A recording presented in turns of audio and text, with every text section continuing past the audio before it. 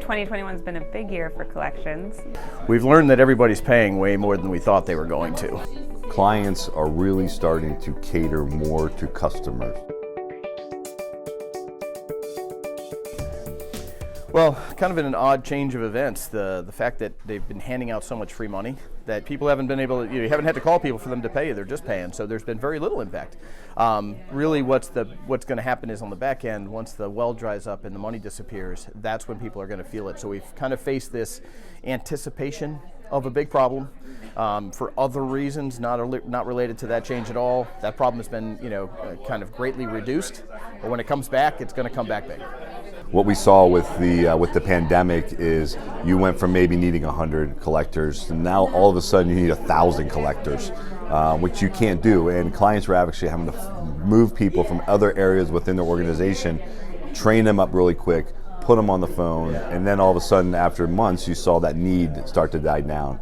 What we've learned is we have to be more nimble. There's a lot of cash flush companies that are looking to invest in their collections capability because everybody knows it's going to run out.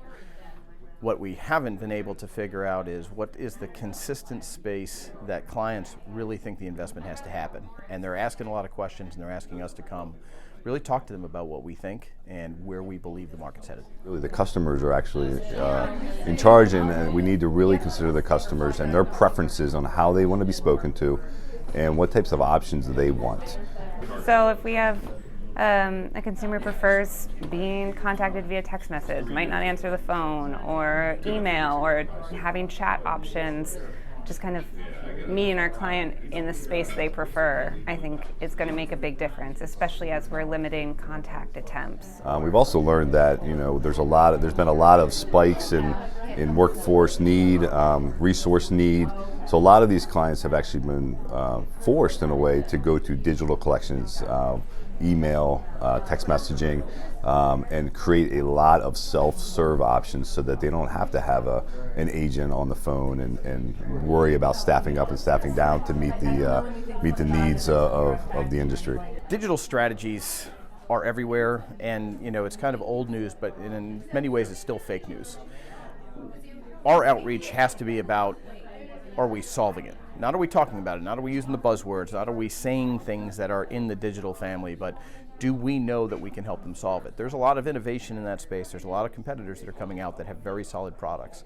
And as consultants, we need to start connecting clients with those products, or we have to start developing products that help us do it ourselves. Yeah, in 2022, this is going to be all about collecting all of the data that we've learned from all of the email and SMS communication that was implemented in 2021. So now we're going to have all of that data coming back. We're going to understand how customers reacted, which customers reacted to which channel. You're still going to have customers that want phone calls, but now you're going to have this whole population of customers that want emails or they prefer SMS. And then you're also going to understand who just wants the self-serve options. You don't ever have to talk to them. And what do those options need to look like? Because you got to think about it. If you're sending an SMS to a customer that wants to communicate that way, you can't force them into the call center and say, hey, now call me. You need to give them a fully end-to-end process where they don't have to speak to anybody.